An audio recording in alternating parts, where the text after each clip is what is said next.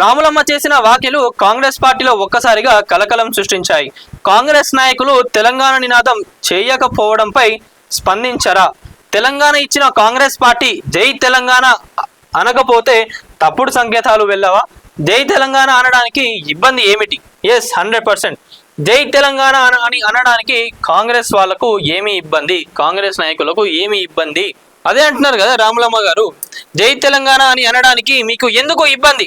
నిజంగా మీరు జై తెలంగాణ అని అనకపోతే అపోజిషన్ వాళ్ళైనా ఎవరైనా కూడా అప్పుడు మీ పైన దుమ్మెత్తిపోయడానికి ఈజీ అవుతుంది. ఇప్పుడు ఆ సంకేతాలు కూడా అట్లనే వెళ్తున్నాయి కదా. కొన్ని మీరు ఎక్కడి పోయినా కూడా మాట్లాడుతున్నారు, వెళ్ళిపోతున్నారు. మరి తెలంగాణ ఇచ్చిన కాంగ్రెస్ ప్రభుత్వం గురించి ఎంత చెప్పుకోవాలి మీరు? నిజంగా ప్రజా ప్రభుత్వం వచ్చిన దగ్గర నుంచి వెళ్ళి నేను జై తెలంగాణ అని మనస్ఫూర్తిగా నేను కాంగ్రెస్ నాయకుల దగ్గర నుంచి విన్నది అంటే విజయశాంతి గారి దగ్గర నుంచి వెళ్ళి. ఆ రోజు విజయశాంతి గారు మాట్లాడి జై తెలంగాణ అంటుంటే నిజంగా ప్రతి ఒక్కరికి కూడా పూనకాలు వస్తుండే. మన ఎక్కడికి పోయినా కూడా మన తెలంగాణ గురించి మనం గొప్పగా చెప్పుకోవాలి, మాట్లాడుకోవాలి, జై తెలంగాణ అని చెప్పాలి. అది ఎప్పటికి కూడా మన మనసులో ఉండాలి. ఎక్కడ ఉన్నా కూడా మనం మన భారతదేశం గురించి మర్చిపోవద్దు, మన రాష్ట్రం గురించి కూడా మర్చిపోవద్దు.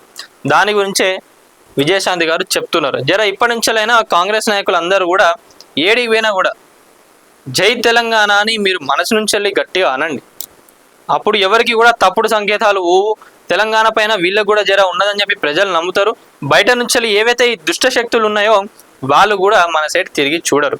జై హింద్, జై భారత్, జై తెలంగాణ.